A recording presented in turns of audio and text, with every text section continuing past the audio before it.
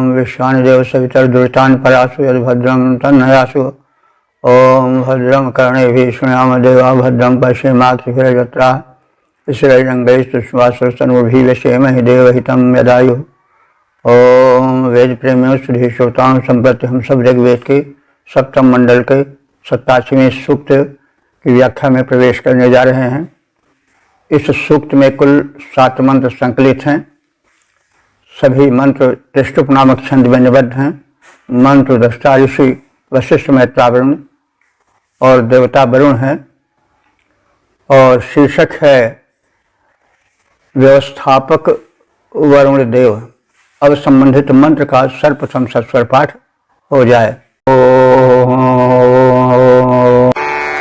रदत्पथो वरुणः सौर्याय प्रारणां समुद्रया नदीनां सर्गो न सृष्टो अर्वतेररदाजं चकार महेरवनेरहभ्यः। इस प्रथम मंत्र में इंद्र की व्यवस्थापिका, शक्ति के अधिनायक वरुण की व्यवस्थापिका शक्ति का कथन है। इंद्र ऋग्वेद में सृष्टा है, जगत नियंता है, लेकिन जो उसकी व्यवस्थापिका शक्ति है वो वरुण के रूप में चित्रित की गई है, क्योंकि कोई महान या महत्तम शक्ति कोई कार्य करती है तो उस कार्य के, उस सृष्टि के नियामक का होना आवश्यक है। जैसे राज्य में नियामक एक होता है लेकिन व्यवस्थापक कई होते हैं, और प्रधान व्यवस्थापक के रूप में वरुण का कथन है। वरुण जो है वह परमात्मा की सृष्टि में ग्रह नक्षत्रों की गति का निर्धारण करता है, ताकि जो है ऋतु परिवर्तन हो सके, दिन रात हो सकें, और विषम लिंगियों के हृदय में वह वासना जगाता है ताकि वे एक दूसरे से बंधे रहें। नहीं तो फिर लोग ये सोचेंगे यदि वासना ना रहेगी तो स्त्री पुरुष क्यों एक होंगे, वो अलग अलग विचरण करेंगे, किसी के नियंत्रण में क्यों रहेंगे, स्त्री पुरुष के नियंत्रण में क्यों रहे, पुरुष एक भार क्यों बच्चों के पालन पोषण कर ले। तो ये हो व्यवस्थित रूप से, इसलिए व्यवस्थापक वरुण ने विषम लिंगियों में वासना जगाई, जिससे कि यह हुआ कि बिना पुरुष के स्त्री नहीं रह सकती है और बिना स्त्री के पुरुष नहीं रह सकता है। यह व्यवस्था है। तो उसी का कथन इस प्रथम मंत्र में है। वरुणः देवः सूर्याय पथः प्रददत्। वरुण देव ने सूर्य के लिए अंतरिक्ष में पथ का निर्माण किया और प्रकाश की व्यवस्था की, ऊष्मा की व्यवस्था की। नदी नाम अरणांश समुद्रिया प्रव, और नदियों का जल प्रवाह समुद्र में मिल सके इसलिए उनमें वेग बनाया कि वे उसी ओर बहें, नहीं तो फिर इधर उधर बहने लगती तो एक ऐसी अव्यवस्था होती कि फिर कहीं नगर बनाना, कहीं खेत बनाना और विकास करना कठिन हो जाता या असंभव सा हो जाता। तो और उसने वासना जगाई, सर्ग अवति श्रेष्ठ न, और जैसे घोड़ी की ओर घोड़ा दौड़ता है वासनाग्रस्त होकर के, वैसे ही नदी समुद्र की ओर दौड़ती है ताकि उसके वेग से नदी का जल चारों ओर फैल करके नुकसान न पहुंचा सके, अव्यवस्था न फैला सके और शीघ्र समुद्र से मिल जाए। तो ये भी एक वासना ही है। नदी जैसे कोई प्रियतमा अपने प्रिय से वेग से मिलने जाए, वैसे ही यह है। और ऋतामन मही अवनी अभ्या, शीघ्र सूर्य ने भी चलकर दिन और रात्रि के बनने में सहयोग दिया। यानी यह भी व्यवस्थापक वरुण की है कि सूर्य एक निश्चित गति से चले ताकि दिन रात का संतुलन रहे, दिन रात दोनों हो सकें, दिन कर्म के लिए रात्रि विश्राम के लिए बन सकें, ताकि श्रम और पराक्रम परिश्रम दोनों में संतुलन बना रहे। वरुण देव ने अंतरिक्ष में सूर्य का परिभ्रमण पथ निर्धारित कर दिया। समुद्र से संगम करने वाली नदियों को जल से पूरित किया और उनमें गति भर दी। जैसे घोड़ी को देखकर घोड़ा दौड़ता है, वैसे ही उनमें एक गति आई समुद्र की ओर जाने की। और उस वरुण देव ने जो व्यवस्थापक है, उसने विषम लिंगियों के हृदय में प्रबल आकर्षण भर दिया, जिससे वे मिलनातुर हो जाएं। और वही उपमा यहाँ भी है, जैसे घोड़ी को देखकर घोड़ा दौड़ता है, वैसे परस्पर मिलन के लिए वे आतुर हो जाएं। ये तो सत्य बात है कि अगर विषम लिंगियों में प्रबल भावना न हो तो ये गृहस्थी का भार क्यों धारण करें, फिर परिवार क्यों बने, बाल बच्चे क्यों बने, स्त्री पुरुष क्यों बने। सोचें कि बिना मतलब का ये बखेड़ा कौन खड़ा करे। दूसरी की पुत्री को हमला करके अपने घर में क्यों एक भार पैदा करें लाकर, क्यों बाल बच्चे पैदा करके आफत मोल लें। तो ये सब तब होता जबकि विषम लिंगियों में स्त्री पुरुष में, चाहे पशु हो, चाहे पक्षी हो, चाहे मनुष्य हो, यदि भावना न होती वासना वाली, तो वे क्यों एक दूसरे पर आकर्षित होते। तो यह एक व्यवस्था है।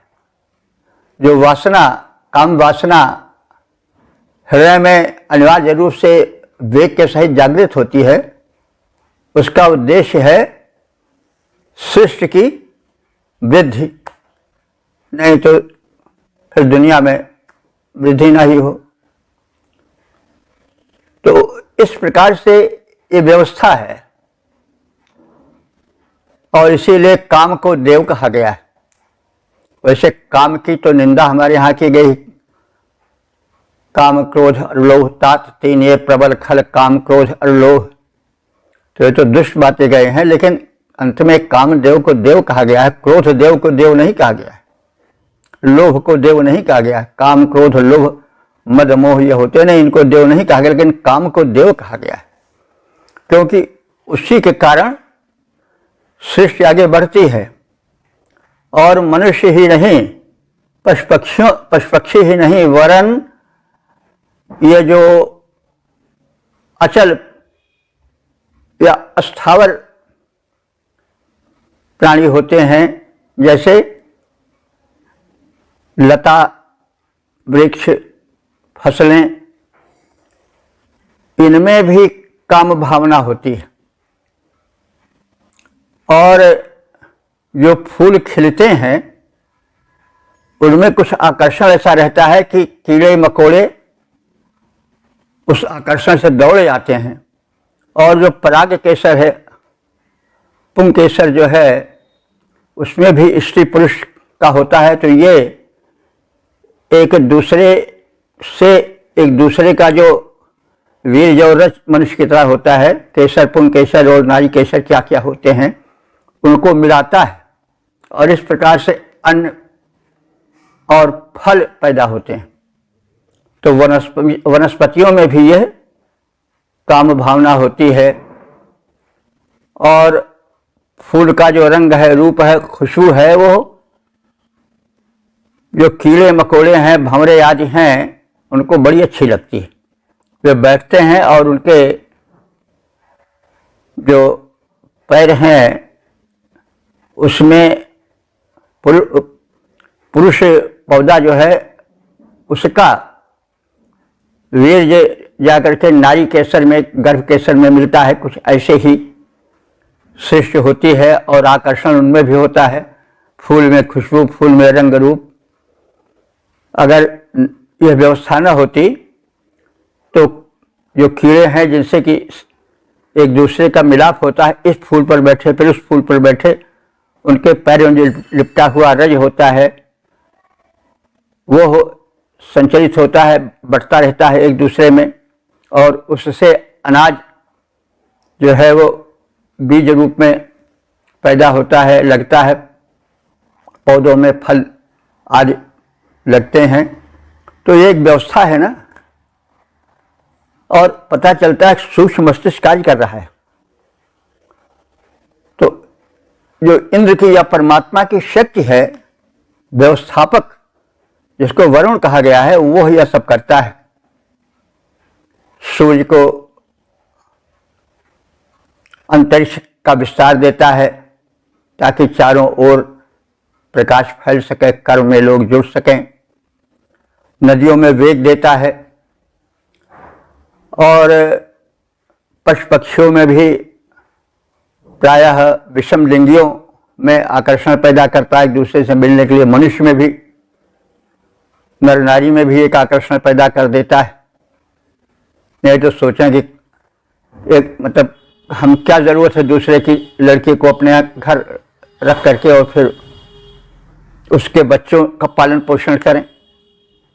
तो इससे तो आदमी बड़ा चालाक है।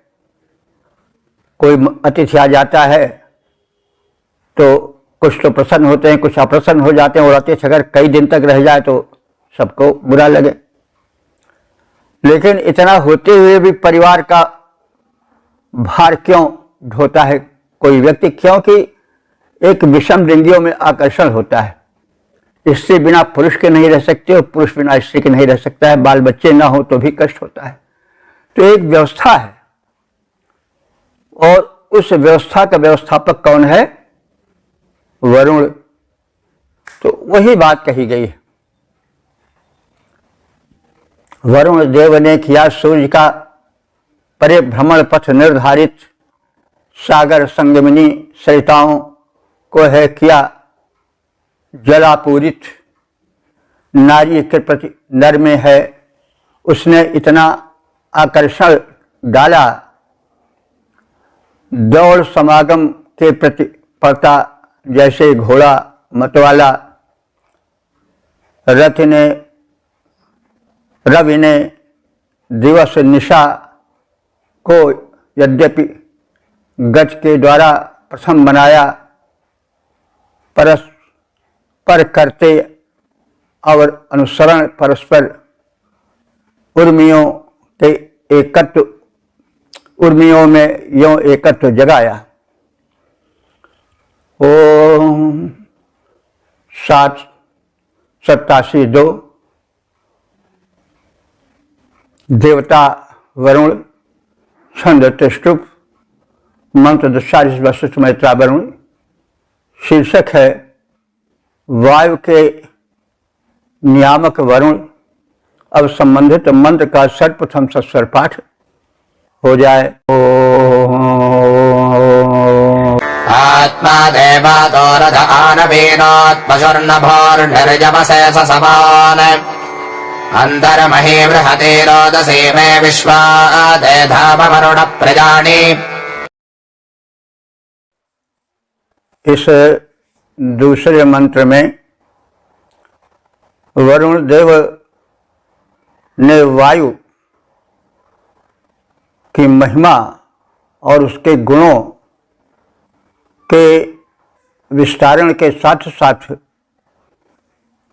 सृष्टि के संतुलन का कार्य किया, सृष्टि में जीवन रहने का कार्य किया, वृक्ष का कार्य किया और पृथ्वी पर जीवन चल सके इसका प्रबंधन किया, क्योंकि वो व्यवस्थापक है। तो वरुण वायु का नियंत्रण कर सृष्टि में जीवन की व्यवस्था करते हैं। तो हे वरुण देव, ते बाता है आत्मा, तुमसे प्रेरित वायु सबकी आत्मा है।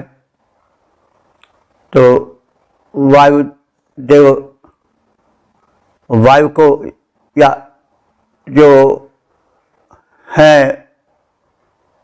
वरुण देव, वो वायु देव को प्रेरित करते हैं और सबकी आत्मा बनाकर या सबकी प्राण शक्ति बना करके वे प्राणियों के शरीर में प्रवेश करते हैं और प्रवेश की व्यवस्था बनाते हैं, क्योंकि वायु तो प्राण है, प्राणवायु निकल जाता है, शरीर निष्क्रिय हो जाता है, चाहे हाथी का शरीर हो, चाहे शेर का शरीर हो, चाहे मानव का शरीर हो। जब तक श्वास चलता है, जब तक वायु का संचार रहता है, तब तक शरीर की भी स्थिति रहती है। तो इस स्थिति को नियंत्रित करने वाला, प्रेरित करने वाला कौन है? व्यवस्थापक वरुण है। तो हे वरुण देव, तुमसे प्रेरित वायु प्राणवायु बनकर प्राणियों के शरीर में संचार करती है। और क्या कार्य करती है? भाई प्राण रहे, लेकिन प्राण को या शरीर को जल ना मिले तो प्राण वायु कहाँ तक शरीर का साथ देगा। इसलिए जल की भी बड़ी आवश्यकता है। तो उस व्यवस्थापक वरुण ने भी या वरुण ने ही जल की व्यवस्था की सृष्टि के सम्यक संचालन के लिए, और वह जल रूप में अपनी व्यवस्था का परिचय दिया।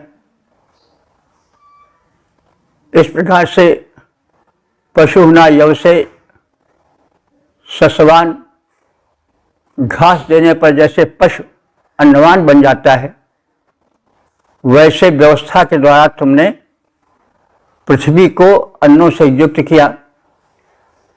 रजः आ नवीनोत, रज माने होता है जल। रज के कई अर्थ होते हैं। रज का अर्थ धूल भी होता है, रज के अर्थ अंतरिक्ष भी होता है, रज का अर्थ जल भी होता है, रज का अर्थ रजोगुण भी होता है। तो यहाँ पर रज का अर्थ जल है। रजः आ नवीनोत, तुमने जल लाने की व्यवस्था की, पृथ्वी पर जल रहे इसकी भी व्यवस्था की। वो कैसे? जब वायु पृथ्वी के जल को ऊपर ले जाता है तभी तो बादल बनता है। यानी सूर्य पृथ्वी के जल को भाप में बदल देता है, लेकिन उस भाप को ऊपर उठाने वाला कौन होता है? वायु।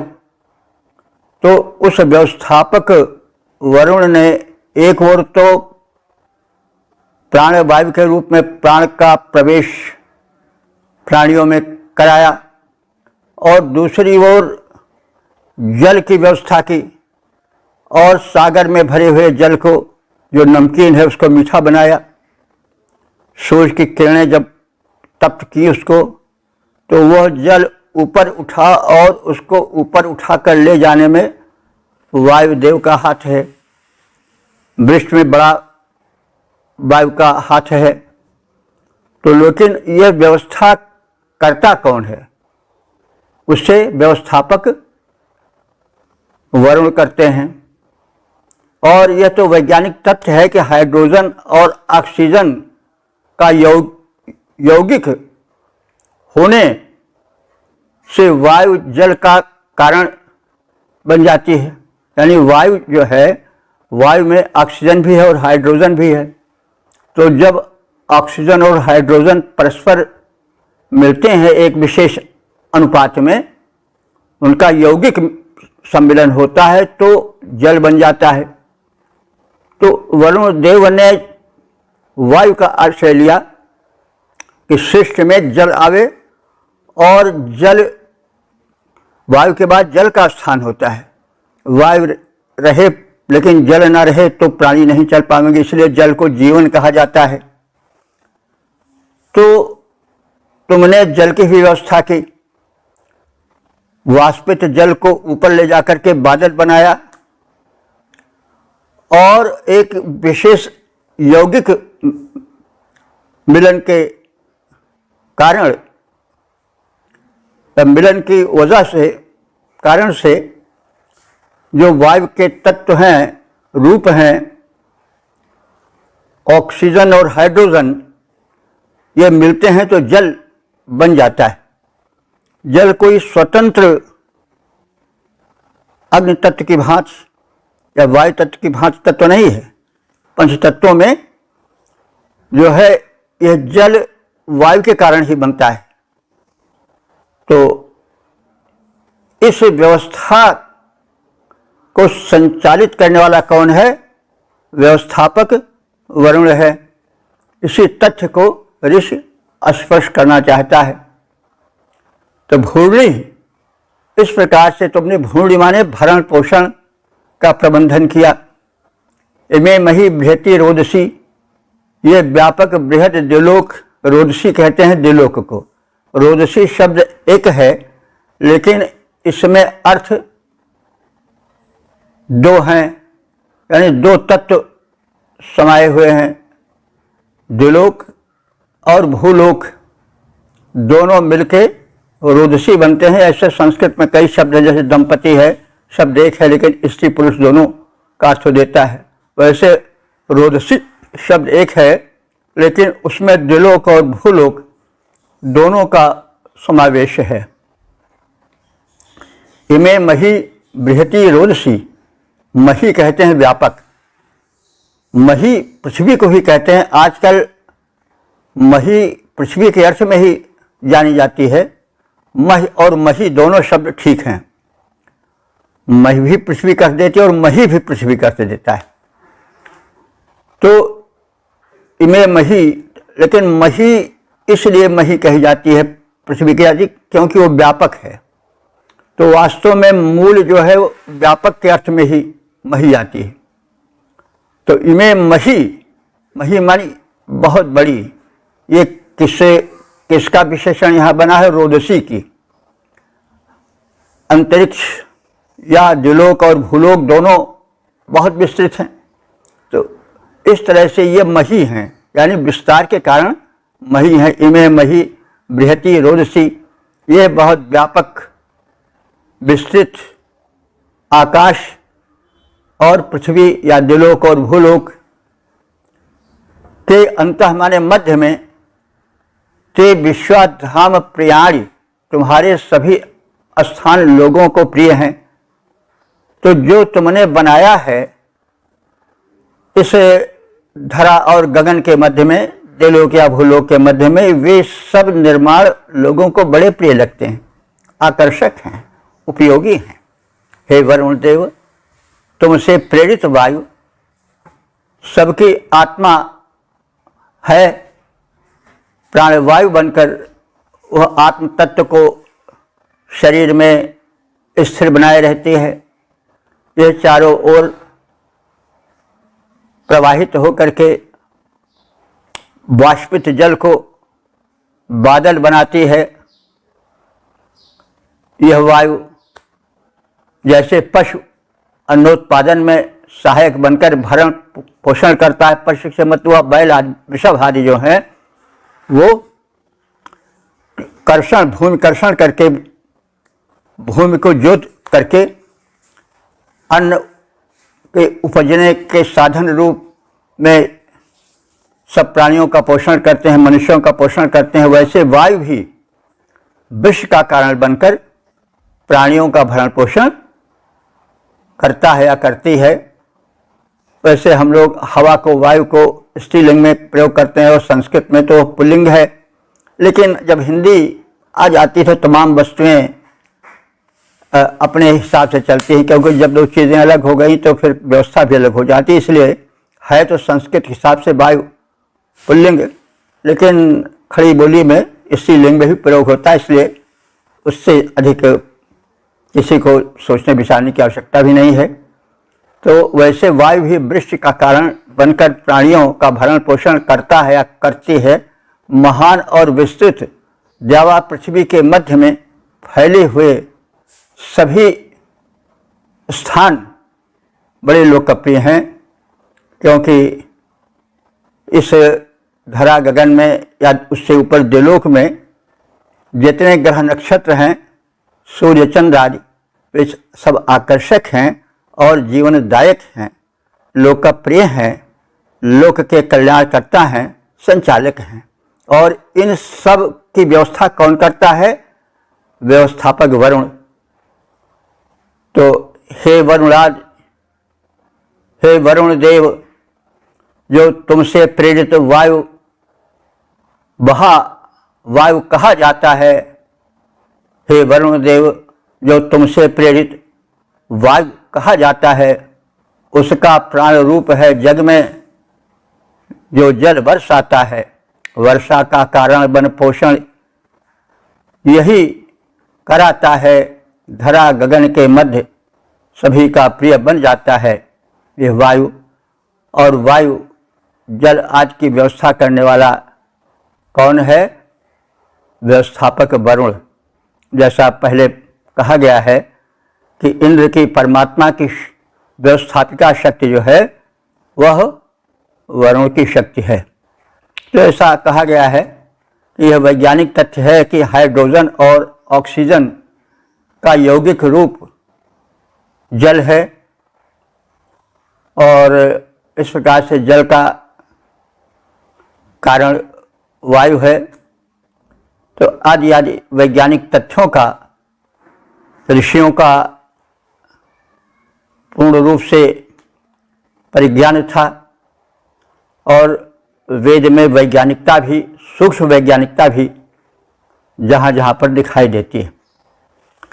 तमाम लोग वेद को यहीं तक समझते हैं कि बस वो कुछ मंत्र पाठ करके बस वही तक वेद की उपयोगिता है, लेकिन वेद एक नहीं अनेक क्षेत्रों में उपयोगी है। कोई ऐसा क्षेत्र नहीं है जीवन का जो वेद मंत्रों से अछूता हो। समग्र ज्ञान विज्ञान वेद में समाया हुआ है, काव्य भी वेद में समाया हुआ है। इसीलिए अनेक बाधाओं के, अनेक उपद्रवों के बाद भी वेद सुरक्षित रहा। तो ओम 787-3 छंद त्रिष्टुप मंत्र दृष्टा मैत्रा वरुण, देवता वरुण, शीर्षक वरुण देव के गुप्तचर। अब सर्वप्रथम संबंधित मंत्र का सस्वर पाठ हो जाए। तदेस्पशो वरुणस्य स्पदिष्टा उभे पश्यन्ति रोदसी सुमेके ऋतावानः कवचो जग्धीराः प्रचेदसो ज इषयन्तमन्मा। इस तीसरे मंत्र में वरुण देव के गुप्तचरों की सक्रियता और कर्म पटुता का कथन है।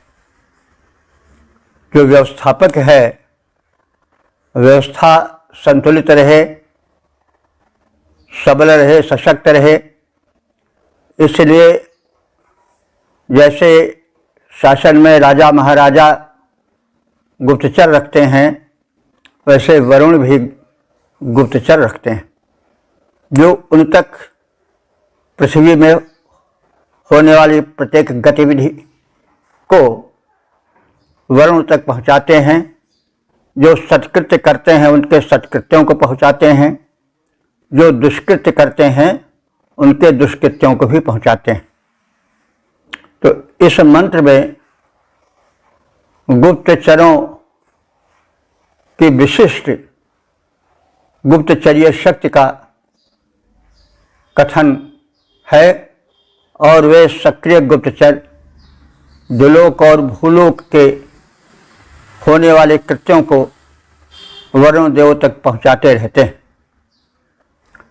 वरुणस्य अस्पशः स्मादिष्टा, वरुण देव के सभी गुप्तचर गतिशील हैं, कभी आलस्य में बैठे नहीं रह जाते हैं। वे कैसे हैं? सुमेखे यानी सुंदर हैं, स्वरूप हैं, और वे रोदसी परिपर्शन्त, रोदसी माने धरा गगन के कृत्यों को विधिवत देखते रहते हैं, उसका निरीक्षण करते रहते हैं। ये ऋतावाना कवया, जो कि ऋतावाना, ऋतावा माने सत्यव्रती हैं, और कैसे हैं? कवया, कवया माने ज्ञानी हैं, यज्ञधीरा और यज्ञकर्ता, शुभकर्ता, शुभकर्मकर्ता और विशेष बुद्धिमान हैं। मन ईशयंत, वे स्तोत्रों को इष्ट देवों तक और वरुण देवों तक पहुंचाते हैं, वरुण देव तक पहुंचाते हैं। यानी जो साधक या ऋषि स्तोत्रों से देवों का स्तवन करता है अथवा वरुण देव का स्तवन करता है, यज्ञ आदि शुभ कर्म करता है, उसकी सूचना वे वरुण देव के गुप्तचर वरुण देव तक पहुंचाते रहते हैं। वरुण देव के सभी अनुचर प्रशस्त हैं और गतिशील हैं, वे चुपचाप कहीं बैठकर विश्राम करने वाले नहीं हैं, सक्रिय हैं। वे स्वरूप हैं, दुलोक और भूलोक का सम्यक निरीक्षण करते रहते हैं। वे सभी गुप्तचर सत्कर्मी हैं, यज्ञकर्ताओं एवं बुद्धिमान ऋषियों के स्तोत्रों का निरीक्षण करते रहते हैं तथा उन्हें इष्ट देवता तक पहुंचाते हैं, बताते हैं कि कौन स्तोत्र पाठ करता है, कौन क्या करता है, कौन गाली बकता है, कौन प्रार्थना करता है, कौन शुभ कर्म करता है, कौन अशुभ कर्म करता है, इसकी पूरी सूचना देते रहते हैं और उसी हिसाब से तो दंड भी मिलता है। और एक व्यवस्था है तो व्यवस्थापक है, और व्यवस्थापक है तो उस व्यवस्था को स्थिर रखने के लिए गुप्तचर आदि की व्यवस्थाएं हैं। और इसी ऋषियों के इस शक्ति के बंटवारे का, प्रबंधन का अनुकरण बाद में राजाओं महाराजाओं ने भी किया, क्योंकि मंत्र तो बहुत पहले देख लिए गए थे, शासन व्यवस्था बाद में आई। तो इन मंत्रों ने राजाओं को, शासनकर्ताओं को, व्यवस्थापकों को राह दिखाया कि वे गुप्तचर रखें और गुप्तचर उनके कैसे हों आदि आदि का कथन किया। और इस प्रकार से राजाओं महाराजाओं व्यवस्थापकों का भी पथ प्रदर्शन किया। वरुण देव के चर विशिष्ट गतिमान भ्रमण करते हैं, वे द्विलोक भूलोक उभय में अपनी गति भरते हैं, सबके कर्मों को देखा करते आते जाते हैं, स्तोत्रों को इष्ट वरुण तक वे पहुंचाते जाते हैं। ओम 7 87 4 छंद त्रिष्टुप, ऋषि वशिष्ठ मैत्रा वरुण, देवता वरुण। शीर्षक है वेद मंत्र के गुप्त रहस्य बोधक वरुण। अब संबंधित मंत्र का सर्वप्रथम सत्सर पाठ हो जाए। उवाच मे वरुणो मेधिराजत्र सप्तनामाघ्या बिभर्ति विद्वान् पदस्य गुह्यानवाचद्युगाद विप्र उपराज शिक्षन्। चौथे मंत्र में यह कथित है कि बाहरी व्यवस्था करने के पश्चात आंतरिक व्यवस्था की भी ओर ध्यान दिया वरुण देव ने, और सुपात्रों के, कृपा पात्रों के, ऋषियों के हृदय में वेद ज्ञान समझ सकने की शक्ति जगाई। तो वरुण देव परम शक्ति व्यवस्थापक के रूप में हैं। उन्होंने सुपात्रों, ज्ञानी ऋषियों के हृदय में वेदार्थ प्रकट किया। तो मेधिराय में वरुणः उवाच। मेधिराय माने बुद्धिमान, मेधा यानी बुद्धि से संपन्न लोग मेधावी कहे जाते हैं, और मेधिराय चतुर्थी का रूप है। तो मेधिराय मुझ बुद्धिमान यानी वेद ज्ञान के इच्छुक ऋतुज में व्यवस्थापक वरुण ने वेद मंत्र को समझने की शक्ति जगाई, और यह बताया कि अघन्या त्रिसप्त नाम विभर्ति। अघन्या माने जो न मारी जाए, तो वह कौन है? गाय। गाय को हमारे यहाँ अवध्या बताया गया है, उसका वध नहीं होना चाहिए। तो गाय को गो कहा जाता है। गो माने वाणी भी होता है, गो माने पृथ्वी भी होता है। तो इस प्रकार से गाय से संबंधित गो के त्रिसप्त नाम, त्रिसप्त माने 3 7 अर्थात 21 नाम यह गो विभर्ति माने धारण करती है। तो इस गाय के अथवा वाणी के अथवा पृथ्वी के 21 नाम हैं। विद्वान विप्रह ज्ञानी बुद्धिमान वरुण ने उपराय युगाय शिक्षम, समीप जाने वाले अपने शिष्य के सिखाने की इच्छा से, जो समीप जाए यह नहीं कि दूर दूर रहे, समीप आवे, ज्ञान की जिज्ञासा प्रकट करे, उसको जो वरुण देव हैं वे गुप्त ज्ञान देते हैं। और पदस्य गुह्य रूपम अवोचत, और जो वेद मंत्रों के गोपनीय ज्ञान है उसको यथावत उन्होंने समझाया और अर्थ स्पष्ट किया। वरुण देव ने मुझ मेधावी शिष्य या ऋतुज से कहा, गाय, किरण, वाणी या पृथ्वी के 21 नाम हैं। ज्ञानी बुद्धिमान वरुण ने अपने भक्त को पद के यानी शब्द के गुप्त रहस्य बताए। शब्द जो है ब्रह्म है, शब्द जो है वह बड़ी शक्ति रखता है। किसी की प्रशंसा कर दीजिए तो वह बहुत प्रसन्न हो जाता है, और किसी की निंदा कीजिए तो या अपमान कीजिए तो वह बड़ा गहरा घाव बनाता है। कहा गया है कि तीर तलवार आज से बनाए गए घाव तो भर जाते हैं, लेकिन वाणी से जो घाव बनाया जाता है वो कभी भरता नहीं है। तो इसलिए पद के गुप्त रहस्य को बताया कि जो पद है, शब्द है, इसका कैसे प्रयोग होना चाहिए। शब्द में बड़ी शक्ति होती है, और उस शक्ति के 2 रूप होते हैं, एक सकारात्मक एक नकारात्मक। यदि शब्द सकारात्मक माने सुख कर रहे तो वे बहुत कुछ दे जाते हैं। यदि वे दुख कर हुए, यदि वे सात्विक नहीं रहे तो उतनी ही हानि भी पहुंचा सकते हैं। कहा गया है कि बातन हाथी पाइए बातन हाथी पाँव। राजा महाराजाओं के दरबार में अगर कोई विद्वान जा करके ऐसी बात कह देता था जिससे राजा प्रसन्न हो जाए तो उसको हाथी, जो बहुत कीमती वस्तु थी, उसको दे दिया जाता था।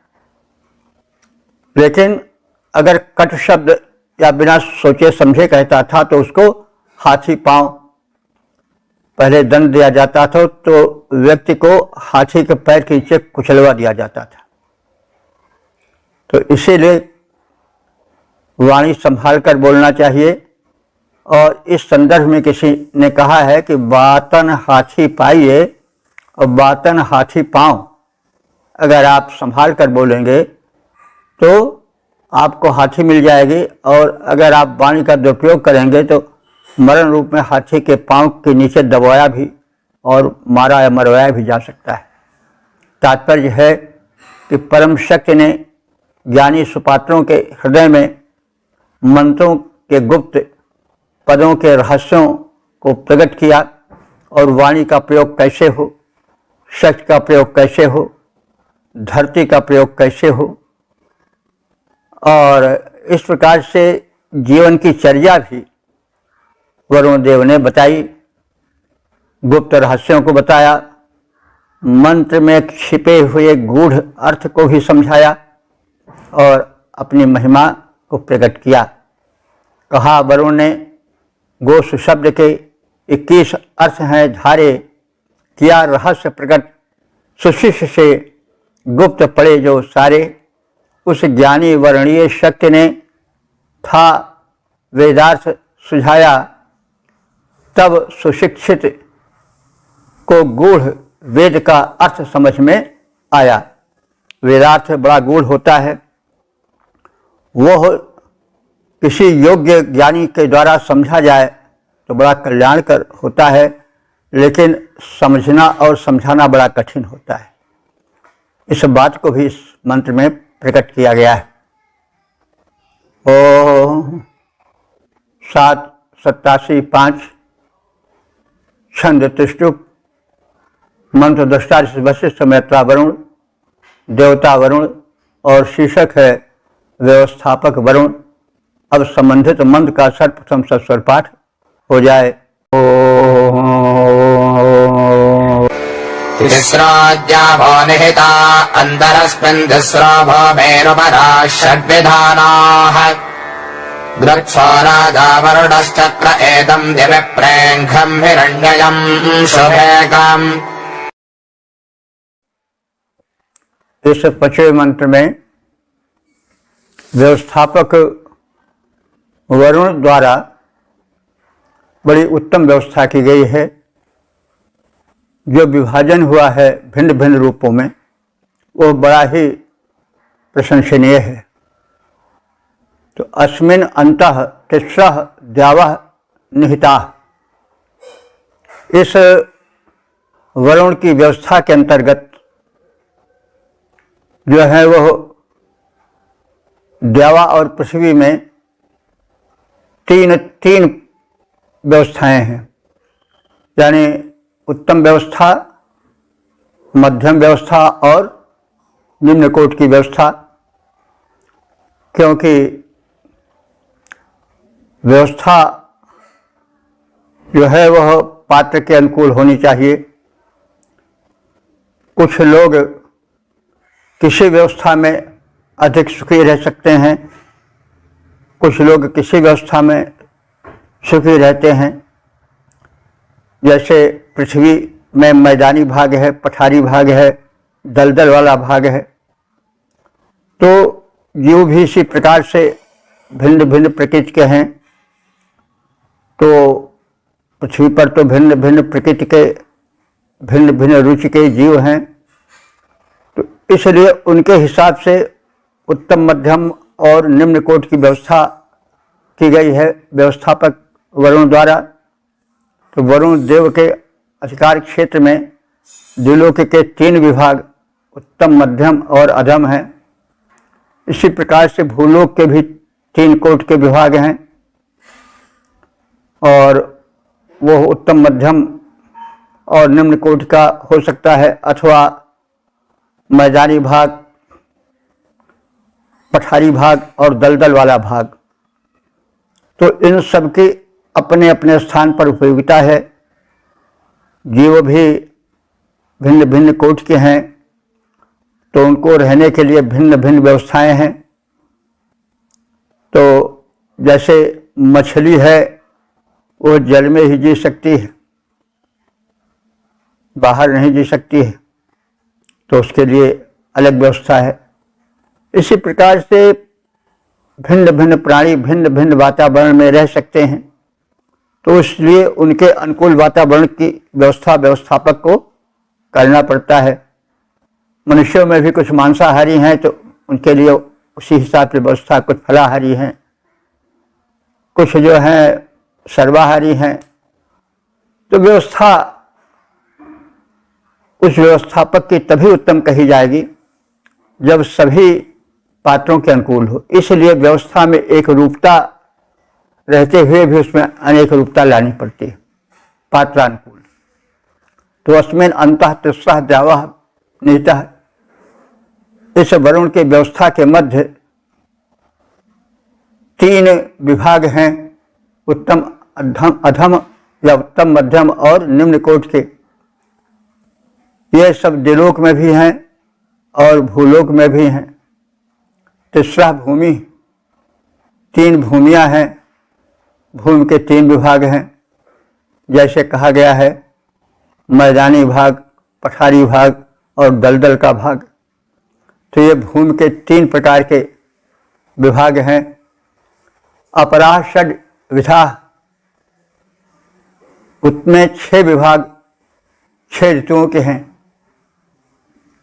तो 6 ऋतुएं हैं, ग्रीष्म, वसंत, शिशिर, वर्षा आदि।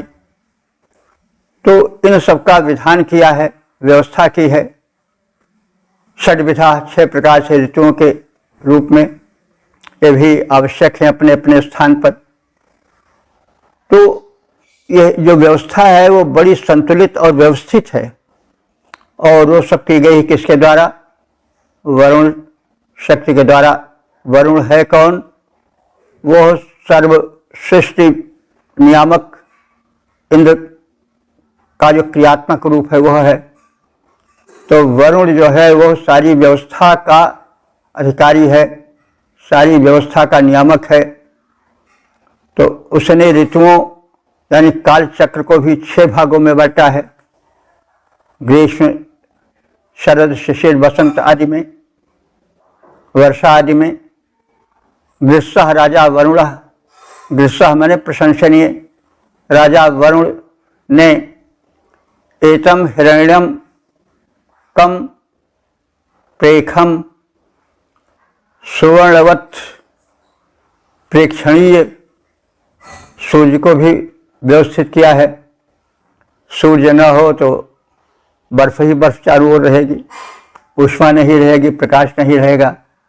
तो सबके ऊपर उसी ने हिरण्य माने स्वर्ण वर्ण वाले प्रभातकालीन सूर्य स्वर्णिम होता ही है, तो वही प्रेरक होता है, सविता वही कहा जाता है। तो प्रेरक रूप में, कर्म में तल्लीन करने वाले रूप में जो उस वरुण देव द्वारा प्रबंधन किया गया है, वह प्रकाश आदि के रूप में और ऊष्मा आदि के रूप में किया गया है। हिरण्यमय सूर्य के रूप द्वारा जागरण आदि का प्रबंधन किया गया है। दिव्य शुभे चक्रे, और उस वरुण ने द्विलोक में शुभ सूर्य को भी स्थित किया है। यानी सूर्य के 2 रूप हैं, एक तो प्रभातकालीन स्वर्णिम सूर्य है और दूसरा रूप उसका है प्रकाशमान तेजस्वी रूप। दोनों की आवश्यकता है, समय समय पर। और इस प्रकार से उस व्यवस्थापक वरुण देव ने दिव्य शुभे चक्रे द्विलोक में शुभ सूर्य को, शुभ सूर्य का मतलब हुआ कि जब सूर्य अपने प्रकाश के चरम पर हो प्रभात में, तो उसका लाल वर्ण वाला गोला दिखाई पड़ता है, बिंब दिखाई पड़ता है। लेकिन ज्यों ज्यों दिन बढ़ता जाता है त्यों त्यों वो शुभ्र होता जाता है सूर्य, और उसकी चमक श्वेत होती जाती है और वो अत्यधिक ऊष्मा प्रदायक होता है। तो दोनों की आवश्यकता है और समयानुकूल सूर्य के दोनों रूपों का जो व्यवस्थापक है वो वरुण है, इसलिए समयानुकूल उसकी व्यवस्था प्रशंसनीय है। वरुण देव के अधिकार क्षेत्र में द्विलोक के 3 विभाग, उत्तम मध्यम अधम तथा भूलोक के 3 कोट के विभाग हैं।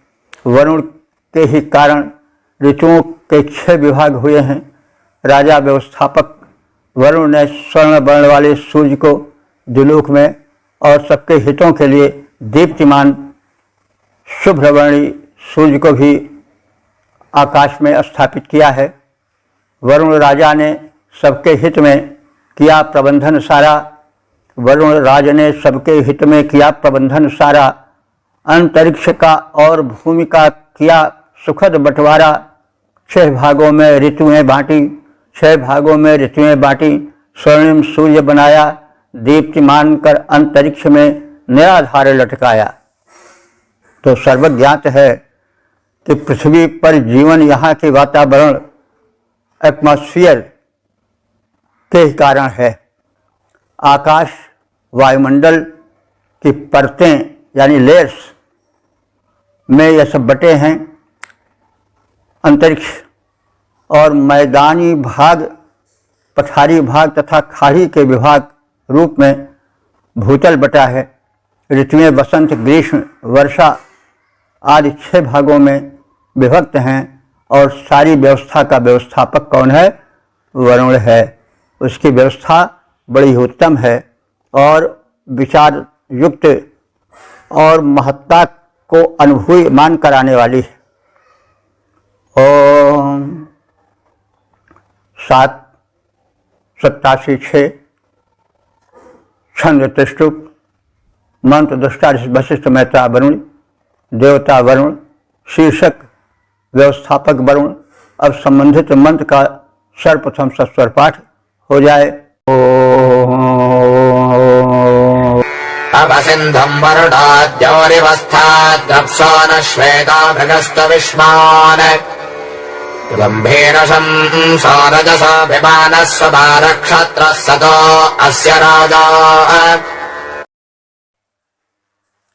इस 6ठे मंत्र में वरुण देव की दिव्य व्यवस्था और उसके अतुल आधिपत्य का कथन है।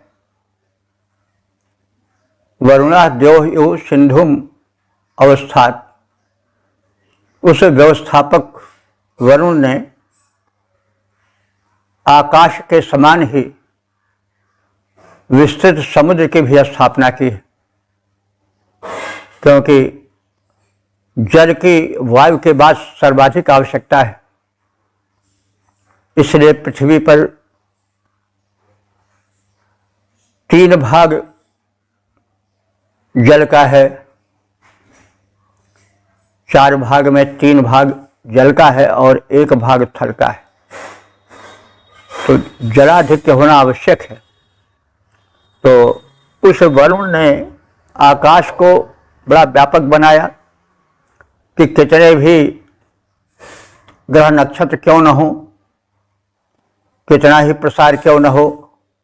कहा जाता है कि पहले जो ब्रह्मांड था एक कंचे के बराबर था, लेकिन बाद में उसमें इतना गुरुत्व हुआ कि जब उसका विस्फोट हुआ तो अनंत ग्रह नक्षत्र बनने लगे। और वैज्ञानिकों का ऐसा मत है कि ब्रह्मांड का विस्तार अभी होता जा रहा है। तो यह विस्तृत ब्रह्मांड जिसमें कि गिना नहीं जा सकता है कि कितने ग्रह नक्षत्र हैं, तो ऐसे के लिए ब्रह्मांड के समवाय के लिए आकाश का महाकाश रूप में होना या अत्यंत विस्तृत होना आवश्यक है। तो आकाश तो इतना विस्तृत है कि उसकी कल्पना ही नहीं की जा सकती है। तो इस प्रकार से उस व्यवस्थापक वरुण ने अनंत आकाश का निर्माण किया, उसकी व्यवस्था की। वैसे ही उसने इस पृथ्वी में भी अथाह समुद्र की व्यवस्था की। वो उस वरुण की व्यवस्था द्रवसः न शैतः, द्रव से कहते हैं बूंद को, उसी से अंग्रेजी का ड्रॉप्स शब्द बना प्रतीत होता है, क्योंकि संस्कृत ही से तो सभी भाषाएं निकली हैं।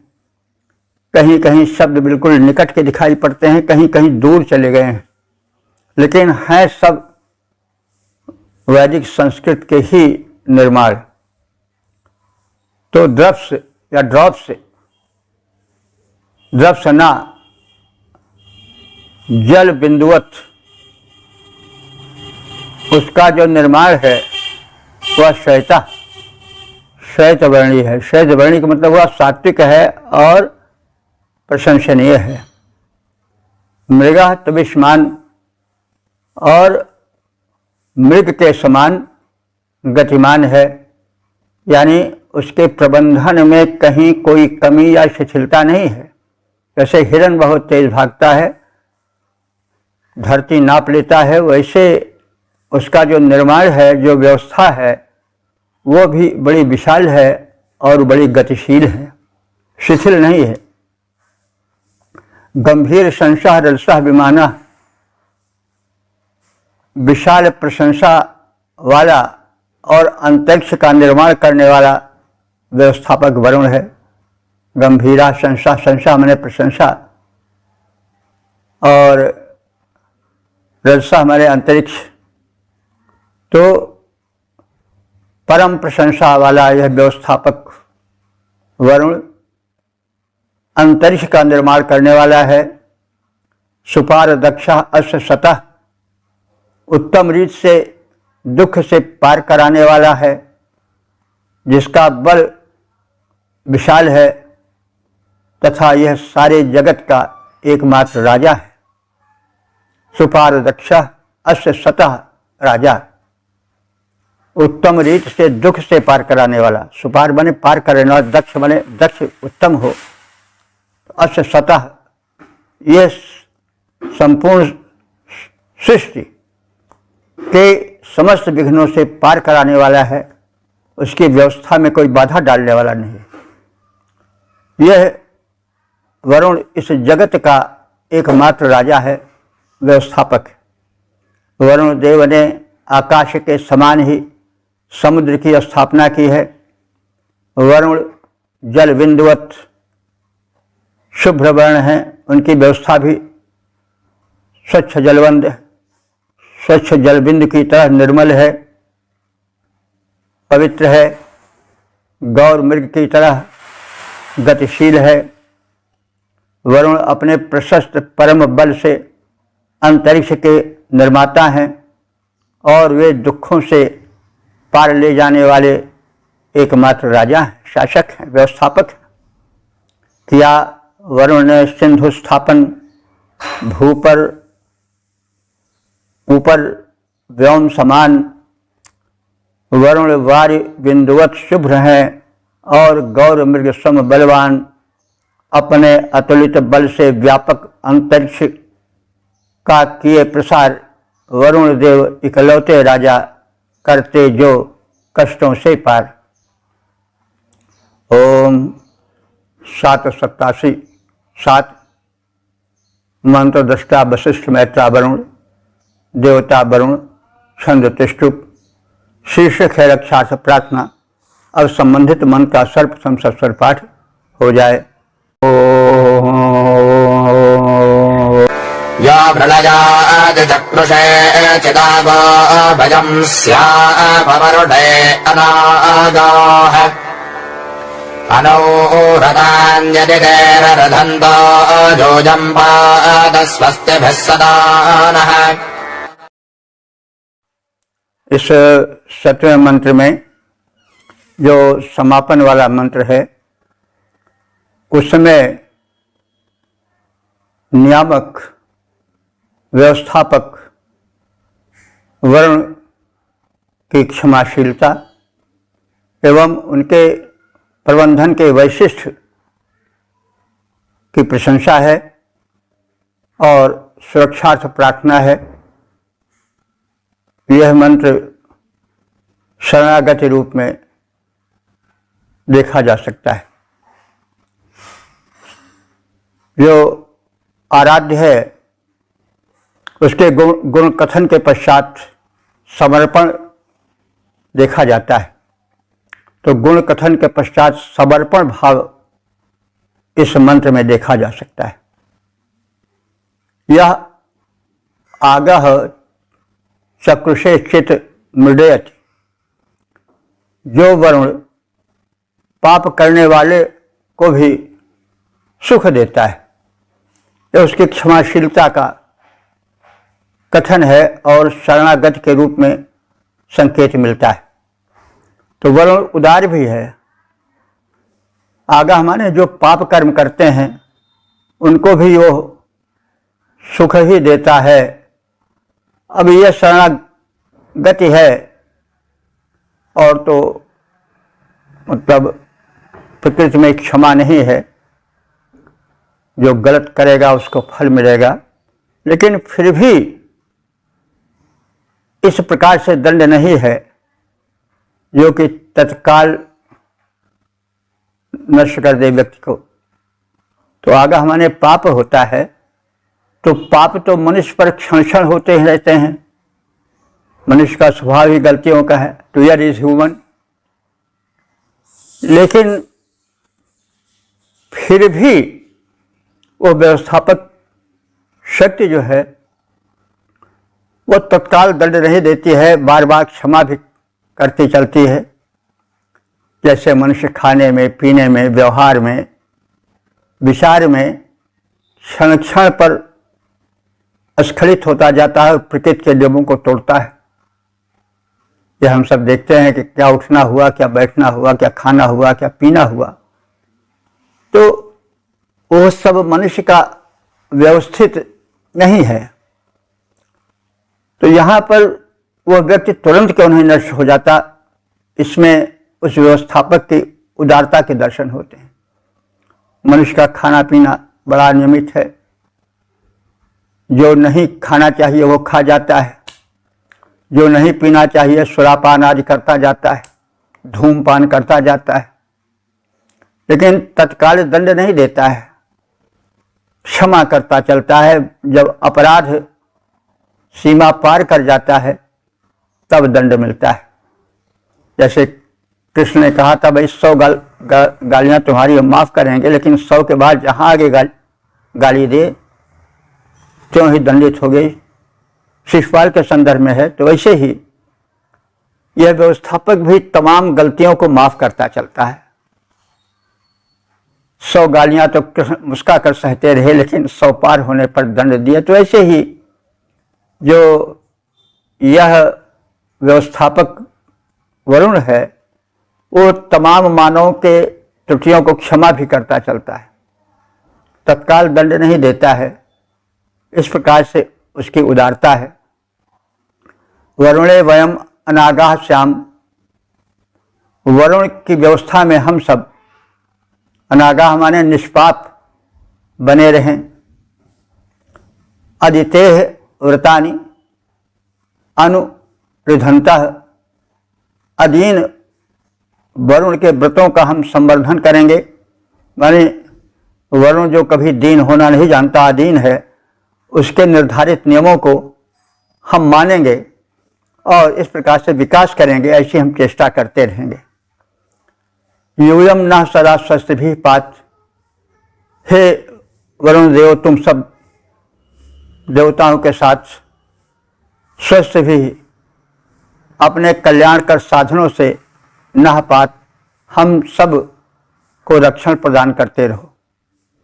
जो क्षमाशील वरुण पापियों को भी क्षमा कर देते हैं तथा सुखप्रद बने रहते हैं, उन समर्थ वरुण के निर्धारित व्रतों नियमों का पालन कर उनका संवर्धन कर हम निष्पाप बनकर उनके समीप निवास करेंगे। ऐसी चेष्टा करेंगे कि हम उनके निकट रहें, उनके आदेशों का पालन करें, उनके व्यवस्था के अंतर्गत रहें, उसका उल्लंघन न करें। यह हम यहाँ पर कह रहे हैं कि प्रतिज्ञा कर रहे हैं कि हम आपके व्रतों का पालन करेंगे, आपके नियमों का पालन करेंगे, उल्लंघन नहीं करेंगे। हे वरुण देव, आप स्वयं और अपने कल्याणकारी देवों के साथ मिलकर अपने कल्याणप्रद साधनों द्वारा हमें सुरक्षा प्रदान करते रहो। जो क्षमाशील हैं, पापी को भी कर देते हैं क्षमा प्रदान। जो क्षमाशील हैं, पापी को भी कर देते हैं क्षमा प्रदान। उनके अनुशासन व्रत नियमों के पालन का करें विधान। उनके यश का संवर्धन कर पाप रहित बन करें निवास। अपने मंगल साधन से वे करें हमारी रक्षा खास। इस प्रकार से हमने ऋग्वेद के 7वें मंडल के 87वें सूक्त के 7 मंत्रों की संक्षिप्त व्याख्या करने की चेष्टा की है। अब तक जितने मंत्र व्याख्यायित हो चुके हैं उनकी संख्या हो चुकी है 5836। तो इस सूक्त में वरुण की महत्ता, उनकी व्यवस्था की प्रशंसा की गई है। सृष्टि में जो व्यवस्था है वह वरुण निर्मित है और उस व्यवस्था का निरीक्षण भी, संरक्षण भी वरुण देवता करते रहते हैं। उन्होंने कुछ ऐसी व्यवस्था की है कि सागर का जल बादल बने, बादल का जल सृष्टि पर आवे और उस व्यवस्था के अंतर्गत नदियों में प्रवाहित हो बड़े वेग से, फिर समुद्र में जाए, फिर समुद्र से ऊपर आवे। तो ये व्यवस्था बड़ी संतुलित व्यवस्था है। इसी प्रकार से सृष्टि का संरक्षण हो, सृष्टि की जो विकास परंपरा है वो रुके नहीं, इसलिए उन्होंने विषम लिंगियों में एक आकर्षण भर दिया है। नहीं तो व्यर्थ का भार कोई नहीं उठाना चाहता है। अगर वह विषम लिंगियों में कामजन्य जो है प्रबलता ना हो तो फिर व्यक्ति कुटुंब क्यों जोड़े, क्यों भार ले परिवार पालन का। जोरू न जाता अल्लाह मियाँ से नाता, फिर बस एकाकी जीवन बिताना आदमी प्रारंभ करे, सृष्टि का विकास कम रुक जाएगा। इसलिए वरुण ने अपनी व्यवस्था में विषम लिंगियों के प्रति परस्पर आकर्षण भावना भरी है और उसके संरक्षण में प्रकाश और ऊष्मा के लिए सूर्य की व्यवस्था की गई है। अन्यथा बर्फ ही बर्फ जमी रहती और कोई ऊष्मा के अभाव में वृक्ष या लता संवर्धित न हो पाती, संवर्धित ही न हो पाती। तो इस प्रकार से एक व्यवस्था सृष्टि में है और उस व्यवस्था का जो व्यवस्थापक है वह वरुण शक्ति है और उसकी प्रार्थना की गई है। अंत में उससे सुरक्षा की कामना की गई है। यह कहा गया है कि हे वरुण, हम तुम्हारी व्यवस्था का परिपालन करेंगे, फिर भी हम मनुष्य हैं, हमसे भूल चूक होना स्वाभाविक है। टू एरर इज ह्यूमन, आदमी है तो उससे गलती होगी, क्योंकि कुछ स्वभावगत बातें होती हैं। तो गलती होना कोई बुरा नहीं है, गलती के लिए कमर कसे रहना ये बुरा है। तो जो ऋषि है वो कहता है कि आप समर्थ हो, हम यथेष्ट प्रयास करेंगे कि आपके निकट बने रहें, आपके कृपा पात्र बने रहें। तो कृपा पात्र बनने का तात्पर्य हुआ कि जो व्यवस्था है खाने की, पीने की, सोने की, जागने की, उठने की, बैठने की, बात करने की, व्यवहार करने की, उस व्यवस्था का हम पालन करेंगे। फिर भी यदि त्रुटि हो जाती है तो आप हम सबकी सुरक्षा करो। तो इस प्रकार से हमने संक्षेप में भावार्थ भी जाना, शब्दार्थ भी जाना। अब आवश्यक है, जानना ही नहीं पर्याप्त है, उसका परिपालन भी आवश्यक है। यद्यपि यह भी है कि जाने बिनु न होई प्रतीति, बिनु प्रतीति होई नहीं प्रीति। जब तक हम जानते नहीं किसी वस्तु के गुण को, तब तक हमारा विश्वास ही नहीं होता, और जब विश्वास नहीं होता तो प्रेम भी नहीं होता। तो इस समय वेद के प्रति यही धारणा चल रही है, लोग वेद ज्ञान से दूर हैं। तो जब जानेंगे नहीं तो उसके प्रति प्रेम और विश्वास कैसे जगेगा। तो वेद में मानव मात्र के कल्याण के लिए जो भावनाएं भरी हैं, जब मैं किसी प्रेरक शक्ति द्वारा प्रेरित हुआ वेद के अथाह सागर में प्रवेश के लिए, तो मुझे पता चला कि इसकी अतल गहराई में बड़े रत्न हैं। तो मैंने चेष्टा किया कि ऐसा वातावरण बने कि वेदार्थ का जो है वह विस्तार किया जाए। हमारे सुपुत्र मनीष ने भी एक संभाली बागडोर कि हम इसको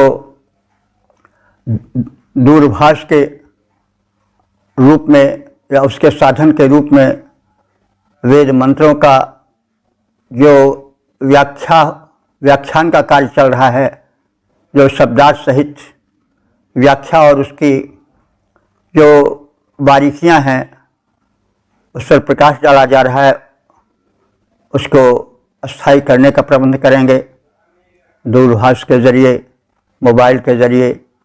तो ये हम सब प्रयत्न कर रहे हैं। इस प्रयत्न में लाखों रुपए खर्च भी हो रहे हैं हम सबके, लेकिन सत्कार्य में द्रव्य का खर्च होना कोई बुरा नहीं है। लेकिन हम सम सफल हों, हमारे प्रयत्न, हमारी चेष्टाएं आप लोगों के सुनने समझने पर निर्भर हैं। तो जो हम लोग यथासंभव यह चेष्टा कर रहे हैं कि वेद मंत्र सुगम बने, उसकी उपयोगिता कितनी है उसको जानें, वो समाज के लिए, राष्ट्र के लिए, व्यक्तिगत जीवन के लिए, विश्व मात्र के लिए कितना कल्याणकर है, उस विषय में जानें। तमाम लोग तो अभी भ्रांति में ही जी रहे हैं, वो अभी वही सोचे पड़े हैं कि वेद में जो है वो केवल ब्राह्मण का ही कथन है और उसके बाद सब जातियों को रौंदने की बात है। तो यह भ्रांति जो है उसका निवारण होना चाहिए। मानव कल्याण की ओर इस प्रकार से हम आगे बढ़ सकते हैं। जब हम जानेंगे ही नहीं तो फिर मनमानी करेंगे और एक प्रकार से अव्यवस्था फैलेगी समाज में। तो वेदों का यदि ज्ञान प्राप्त किया जाए तो तमाम भ्रांत धारणाएं जो हैं वो समाप्त होगी। इसलिए हमारा बार बार करबद्ध अनुरोध है कि वेद मंत्र को समझें, समझाएं और उसमें जो मानव कल्याण की वार्ताएं हैं उसका प्रचार प्रसार करें। तो इस प्रकार से हम अपना और समाज का तथा विश्व मात्र का कल्याण कर सकते हैं। वेद में ज्ञान है, विज्ञान है, समाज ज्ञान है, इतिहास भी है कहीं कहीं। और सबसे बड़ा यह है कि जीवन, एक पूर्ण जीवन कैसे बने, इसके व्यापक कथन है। तो अब इस निवेदन के साथ कि वेद का प्रचार प्रसार हो, हम ओम सर्वे भवन्तु सुखिनः, सर्वे सन्तु निरामयाः, सर्वे भद्राणि पश्यन्तु, मा कश्चित् दुःखभाग् भवेत्।